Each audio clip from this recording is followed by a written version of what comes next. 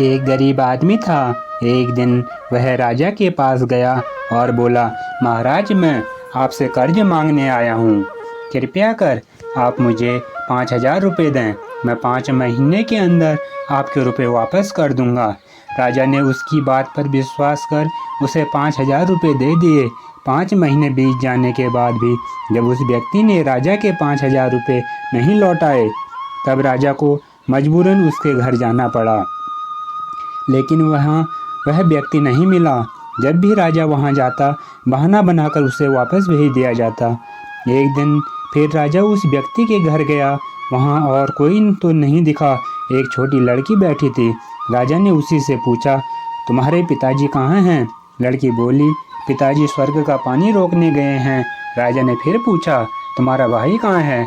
लड़की बोली, बिना झगड़ा के झगड़ा करने गए हैं। राजा के समझ में एक भी बात नहीं आ रही थी, इसलिए वह फिर पूछता है, तुम्हारी माँ कहाँ है?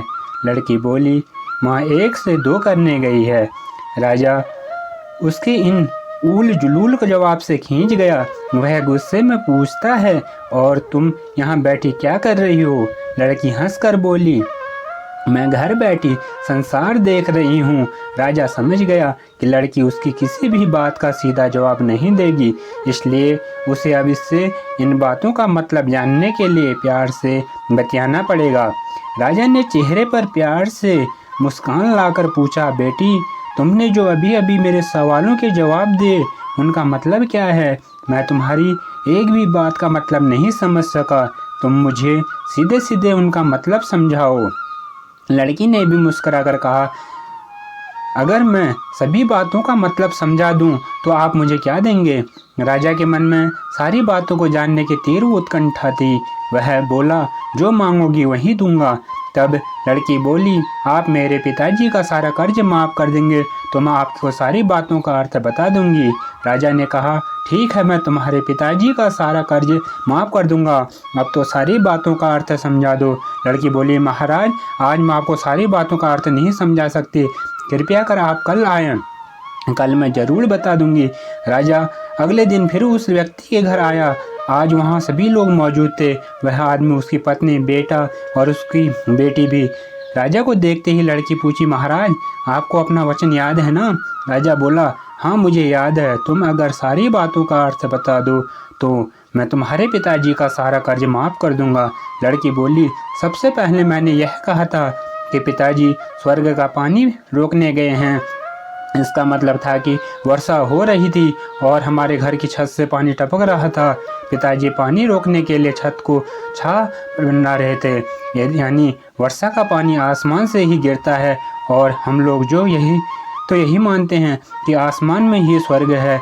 बस पहली बात का अर्थ यही है। दूसरी बात मैंने कहा थी कि भैया बिना झगड़ा के झगड़ा करने गए हैं।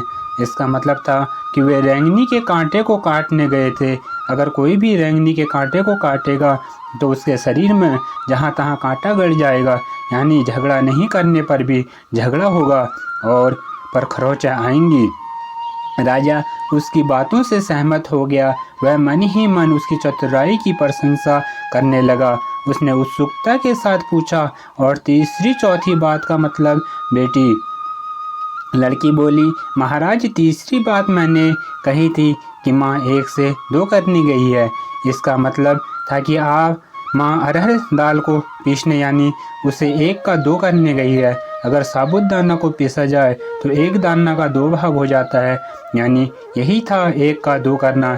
रही चौथी बात, तो उस समय मैं भात बना रही थी और उसमें से 1 चावल निकाल कर देख रही थी कि भात पूरी तरह पका है कि नहीं। इसका मतलब है कि 1 चावल को देखकर ही जान जाती कि पूरा चावल पका है कि नहीं। अर्थात चावल के संसार को मैं जब घर बैठी देख रही थी।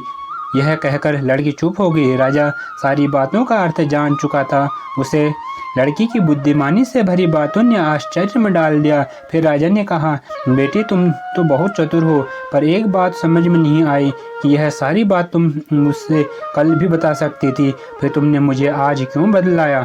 लड़की हंसकर बोली, मैं तो बता ही चुकी थी कि कल जब आप आए तो तो मैं भात बना रही थी। अगर मैं आपको अपनी बातों का मतलब समझाने लगती तो भात गीला हो जाता और जल जाता, तो माँ मुझे ज़रूर पीटती। फिर घर में कल कोई भी नहीं था। अगर मैं इनको बताती कि आपने कर्ज माफ़ कर दिया है तो ये मेरी बात का विश्वास नहीं करते। आज स्वयं आपके मुंह से सुनकर कि आपने कर्ज माफ़ कर दिया है, जहाँ इन्हें इसका विश्वास हो जाएगा वहीं खुशी भी होगी। राजा लड़की की बात सुनकर बहुत ही प्रसन्न हुआ। उसने अपने गले से मोतियों की माला निकाल उसे देते हुए कहा, बेटी, यह लो अपनी चतुराई का पुरस्कार। तुम्हारे पिताजी का कर्ज तो मैं माफ़ कर ही चुका हूँ। अब तुम्हारे घर वालों को मुझसे बहाना नहीं बनाना पड़ेगा। अब तुम लोग निश्चित होकर रहो। अगर फिर कभी किसी चीज़ की ज़रूरत पड़े तो बेझिझक होकर मुझसे कहना। इतना कहकर राजा लड़की को आशीर्वाद देकर चला गया। लड़की के परिजन वालों ने उसे खुशी से गले लगा लिया